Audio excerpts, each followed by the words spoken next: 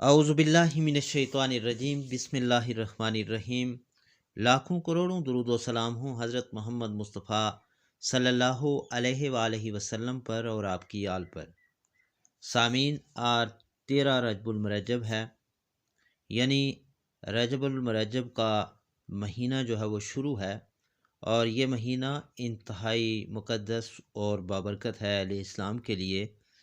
آج 13 رجب المرجب کو Gilani forum YouTube channel کی طرف سے آپ کی خدمت میں ایک اہم ویڈیو جشن مولود کعبہ کے آمد کے حوالے سے پیش کی جا رہی ہے۔ لیکن ویڈیو میں آگے بڑھنے سے پہلے آپ سے گزارش ہے کہ اگر آپ ہمارے یوٹیوب چینل پر نئے ہیں تو اسے ضرور سبسکرائب کر لیں تاکہ ہماری ہر نئی آنے والی ویڈیو کا نوٹیفیکیشن آپ کو مل سکے۔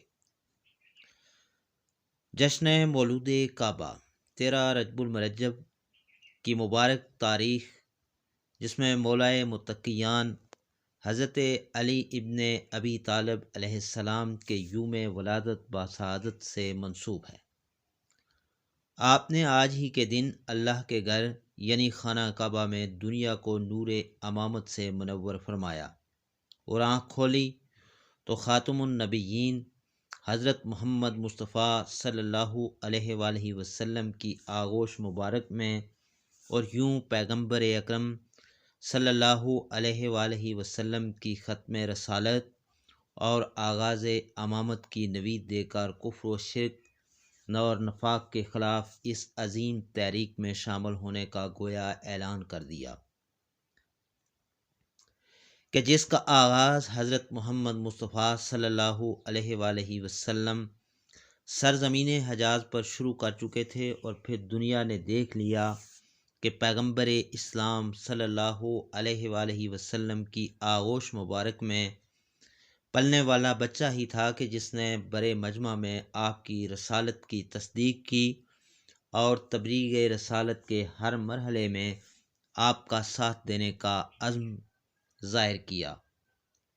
جواب میں حضرت صلی اللہ علیہ وآلہ وسلم نے بھی آپ کو اپنا وسیع وزیر اور جانشین مقرر فرمایا۔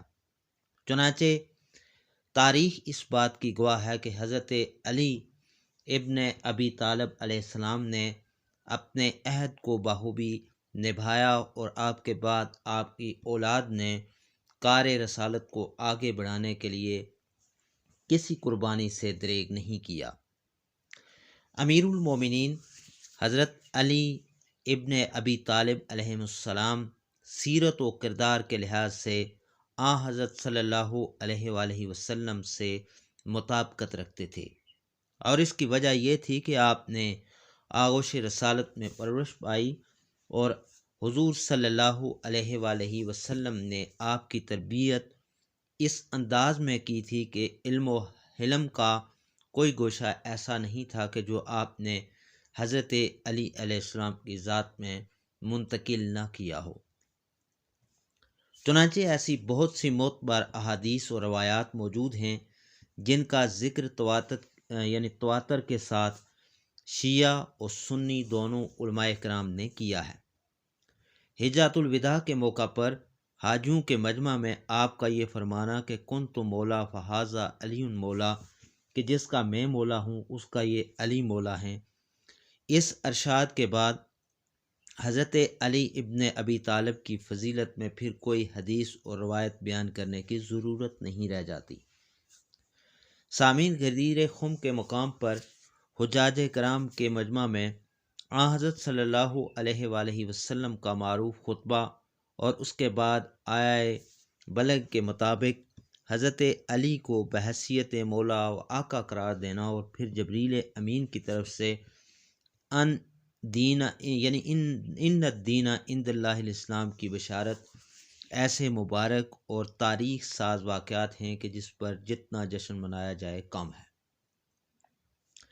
حضرت علی کی سیرت و فضیلت کے بیان میں علم و حلم، شجاعت، دلیری، شفقت و رحم دلی اور انہی جیسی ان گنت صفات کا تذکرہ کیا جاتا ہے، اور ان موضوعات پر نہ جانے اب تک کتنی کتابیں لکھی جا چکی ہیں، اور تا قیامت یہ سلسلہ جاری رہے گا۔ لیکن اس کے باوجود آپ کی شخصیت کے مکمل ادراک کا دعویٰ شاید ہی کوئی کر سکے۔ چنانچہ حدیث رسول صلی اللہ علیہ وآلہ وسلم ہے کہ مجھے کسی نے نہیں پہچانا سوائے علی، اور علی کو کسی نے نہیں پہچانا سوائے میرے۔ رہبر انقلاب اسلامی حضرت آیت اللہ سید علی خامنائی آپ کی سیرت کے بیان میں فرماتے ہیں کہ امیر المومنین ایسے مقدس اور نورانی صفات و خصوصیات کے حامل انسان ہیں کہ ہم انہیں سمجھنے سے بھی قاصر ہیں۔ آپ کی علمی منزلت کا اور آپ کا نورانی مرتبہ، آپ کی عصمت و طہارت وہ حقائق ہیں جو آپ کی ذات پاک اور آپ کے قلب منور میں موجزن تھے۔ علم و حکمت کی شکل میں آپ کی زبان مبارک پر جاری رہتے تھے وہ تقرب الہی، وہ ذکر الہی جو ہمیشہ اور ہر حال میں آپ کے کردار سے نمایاں اور زبان پر جاری رہتا تھا۔ ایسی چیزیں ہیں جو آپ کی نورانی فطرت کی مانند ہمارے فہم و ادراک سے باہر ہیں، لیکن ہم ان پر یقین اور عقیدہ رکھتے ہیں اور فخر کرتے ہیں۔ سامعین، امیر المومنین کی دوسری خصوصیت وہ یہ ہے کہ جو آپ کی ذات مقدس کو ہر دور کے تمام انسانوں کے لیے معیار اور نمونہ عملی بناتی ہیں، اور وہ اتباع و پیروی کرنے کے لیے ہیں۔ معیار اور نمونہ عمل ان کاموں کو مطابقت دینے کے لیے ایک میزان اور وسیلہ ہوتا ہے جو انسان سر انجام دینا چاہتا ہے۔ یہ نمونہ عمل کسی خاص گروہ طبقے سے مخصوص نہیں ہے، حتیٰ کہ صرف مسلمانوں سے مخصوص نہیں۔ ہم جو یہ کہتے ہیں کہ تاریخ میں امیر المومنین کی شخصیت اتنی پرکشش ہے، اس کی وجہ یہی خصوصیات ہیں۔ لہٰذا جو لوگ بھی مسلمان نہیں بھی ہیں یا آپ کی امامت کی تصدیق نہیں کرتے، وہ بھی ان خصوصیات کی عظمتوں کے سامنے سر تسلیم خم کر لیتے ہیں اور یہ چاہتے ہوئے بھی مداح و ستائش کرنے لگتے ہیں۔ بنابراین یہ خصوصیات سب کے لیے نمونہ عمل اور مثالی ہیں۔ امیر المومنین علیہ السلام پیغمبر اکرم صلی اللہ علیہ وآلہ وسلم کی دوسری تصویر ہیں اور آن حضرت کے شاگردوں میں ہیں۔ البتہ ہمارے سامنے موجود یہ عظیم شخصیت، جو اگرچہ خود کو پیغمبر صلی اللہ علیہ وآلہ وسلم کے سامنے چھوٹا اور معمولی سمجھتے ہیں اور خود آن حضرت صلی اللہ علیہ وآلہ وسلم کے شاگردی میں ہیں، جب ہم انہیں انسان کی نظر سے دیکھتے ہیں تو ہمیں ایک مافوق البشر شخصیت نظر آتی ہے۔ آپ کی شخصیت میں حیرت انگیز توازن پایا جاتا ہے، یعنی حضرت علی کے وجود میں بظاہر متضاد اور ایک دوسرے سے مختلف صفات اتنی خوبصورتی سے جمع ہیں کہ خود ایک طرح کا حسن پیدا کر رہے ہیں۔ انسان کو کسی کے اندر بھی یہ صفات یکجا نہیں ملیں گی۔ امیر المومنین کے اندر اس قسم کے بے شمار صفات موجود ہیں، ایک دو نہیں بہت زیادہ ہیں۔ اس وقت ہم آپ سے ان میں سے کچھ متضاد صفات و خصوصیات جو امیر المومنین کے اندر موجود ہیں بیان کرتے ہیں۔ مثلاً رحم، نرم دلی صلابت و سختی کے ساتھ سازگار نہیں ہوتی، لیکن امیر المومنین کے اندر محبت و مہربانی اور رحم دلی اتنے اعلیٰ پیمانے پر ہے کہ عام انسانوں کے اندر بہت کم نظر آتی ہے۔ رحم دلی اور مروت کا یہ عالم ہے کہ آپ نہ صرف یتیم بچوں کے گھر جاتے ہیں، نہ صرف یہ کہ ان کا تندور چلاتے ہیں، ان کے لیے روٹی پکاتے ہیں، وہ کھانا جو ان کے لیے لے گئے ہیں اپنے ہاتھوں سے ان بچوں کو کھلاتے ہیں، بلکہ غمگین اور رنجیدہ بچوں کے لبوں پر مسکراہٹ لانے کے لیے ان کے ساتھ کھیلتے بھی ہیں، ان کے سامنے جھک جاتے ہیں، انہیں اپنے کندھوں پر بٹھا کر گھماتے ہیں، ان کے معمولی سے گھر میں انہیں کھیل کود میں مشغول کرتے ہیں تاکہ یتیم بچوں کے لبوں پر مسکراہٹ آ سکے۔ امیر المومنین نہروان کے واقعے میں جہاں کچھ کج فکر اور متعصب افراد نے بے بنیاد بہانوں سے حکومت گرانے کی کوشش کی تھی، جب ان کا سامنا ہوتا ہے تو انہیں نصیحت کرتے ہیں، جب اس کا کوئی نتیجہ نہیں نکلتا تو پھر سختی سے پیش آنے کا فیصلہ کرتے ہیں۔ یہ وہی علی ہیں جب آپ کے مد مقابل بدتینت اور بد ذات لوگ ہوتے ہیں اور بچھو کی مانند عمل کر رہے ہیں، پھر آپ سختی سے کام لیتے ہیں۔ یہ وہی علی ہیں جن کے لیے سورہ فتح کی 29ویں آیت میں ارشاد ہوا ہے کہ یہ دونوں خصوصیات امیر المومنین میں کتنی خوبصورتی پیدا کرتی ہیں۔ اتنے رحم دل انسان ہیں کہ آپ کو یہ برداشت نہیں کہ کوئی یتیم بچہ رنجیدہ رہے۔ فرماتے ہیں کہ جب تک میں اسے ہنسا نہیں لوں گا یہاں سے جاؤں گا نہیں، لیکن وہاں ان کج فکر اور کج عمل انسانوں کے سامنے جو بچھو کی مانند ہر بے گناہ کو ڈنگ مارتے ہیں، ڈٹ جاتے ہیں، یہ آپ کی حکومت اور تقوی کا ایک اور نمونہ ہے۔ کیا حکومت میں انسان اس قسم کا زہد و ورع اختیار کر سکتا ہے؟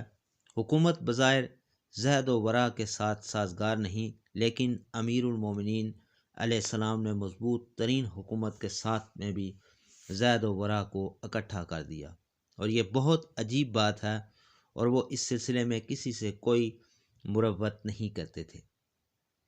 سامعین، اگر ان کی نظر مبارک میں کوئی حاکم کمزور ہوتا، اس کام کے لیے مناسب نہ ہوتا تو اسے معزول کر دیتے۔ دوسرا نمونہ آپ کی طاقت و مظلومیت ہے۔ آپ کے زمانے میں کوئی آپ کے مانند طاقتور نہیں تھا۔ وہ عجیب و غریب شجاعت حیدری کس کے اندر تھی؟ آپ کی عمر کے آخری حصے تک کسی نے بھی آپ کی شجاعت کا مقابلہ کرنے کا دعویٰ نہیں کیا۔ یہی انسان جو اپنے زمانے کا سب سے زیادہ مظلوم انسان تھا، بلکہ جیسا کہ کہا گیا ہے اور صحیح بھی ہے کہ شاید تاریخ انسانیت کا سب سے زیادہ مظلوم انسان ہے۔ اس کی طاقت اور مظلومیت کے دو عنصر ہیں جو ایک دوسرے سے متضاد ہیں۔ معمولاً جو لوگ طاقتور ہوتے ہیں وہ مظلوم نہیں ہوتے، لیکن امیر المومنین علیہ السلام مظلوم واقع ہوئے ہیں۔ حضرت علی جو پیغمبر کی رحلت کے بعد سے حکومت حاصل ہونے تک اپنی ذاتی دولت سے آباد کاری کے کام کرتے رہے، باغات لگاتے رہے، کنویں کھودتے رہے، نہریں جاری کرتے رہے، مزرعہ تیار کرتے رہے۔ عجیب یہ ہے کہ سب کچھ رائے خدا میں دے دیتے تھے۔ امیر المومنین اپنے دور کے زیادہ آمدنی والے افراد میں سے تھے۔ آپ کے حوالے سے نقل کیا گیا ہے کہ وہ وصدقت اليوم لو قسمت علی بنی ہاشم لو سماہم، میں اپنے مال سے جو صدقہ دیتا ہوں اگر تمام بنی ہاشم میں تقسیم کر دوں تو ان کے لیے کافی ہے۔ یعنی عدل علی ابن ابی طالب اور نمونہ ہے۔ جب ہم یہ کہتے ہیں کہ عدالت علی ابن ابی طالب کی ذات میں موجود ہے تو ہر آدمی ابتدائی طور پر اس سے جو سمجھتا ہے وہ یہ ہے کہ وہ سماج میں عدل قائم کرتے تھے۔ یہ عدل ہے، لیکن عدل کی اعلیٰ مثال توازن بالعدل ہے، اور زمین و آسمان عدل کی بنیاد پر قائم ہے۔ یعنی حقیقت میں توازن حق بھی یہی ہے۔ عدل و حق نتیجے میں ایک ہی چیز ہے اور ایک ہی معنی اور ایک ہی حقیقت کے حامل ہیں۔ امیر المومنین کی زندگی عدل و توازن کی خصوصیات کی مظہر ہیں، جہاں ہر چیز اپنے مقام اور مرتبے پر ہے اور منزل کمال پر فائز ہے۔ امیر المومنین کی ایک خصوصیت آپ کا استغفار ہے۔ امیر المومنین کی دعا، توبہ اور استغفار بہت عام ہے۔ ایسی شخصیت جو جنگ اور جدوجہد کرتی ہے، میدان جنگ میں فاتح اور میدان سیاست میں مدبر ہو، اور اس دور کے بڑے ملکوں پر تقریباً 5 سال حکمرانی کی ہو۔ اگر آپ امیر المومنین کے زیر حکومت علاقے کا آج اندازہ لگانا چاہیں تو وہ تقریباً آج کے 10 ملکوں پر مشتمل ہوگا۔ اتنے وسیع قلمرو میں اس قدر کام اور جدوجہد کے ساتھ آپ ایک عظیم اور مکمل سیاستدان بھی ہیں اور دنیا کا نظم و نسق چلا رہے ہیں۔ آپ کا وہ میدان جنگ، آپ کا میدان سیاست، آپ کا سماجی امور سنبھالنا، عوام کے مابین آپ کے فیصلے اور معاشرے میں عوام کے حقوق کا تحفظ، یہ سب بہت عظیم کام ہیں۔ اس کے لیے بہت کام اور انتظام و اہتمام کی ضرورت ہوتی ہے۔ سامعین، انسان کو ہر وقت کا کرتے رہنا پڑتا ہے۔ اس قسم کے مواقع پر ایک پہلو شخصیت کے حامل افراد کہتے ہیں کہ ہماری دعا و عبادت یہی ہے، تو راہ خدا میں کام کر ہی رہے ہیں اور ہمارا کام تو خدا ہی کے لیے ہے، لیکن امیر المومنین یہ نہیں کہتے، آپ وہ کام بھی کرتے ہیں اور وہ عبادت بھی کرتے ہیں جو کوئی نہیں کر سکتا۔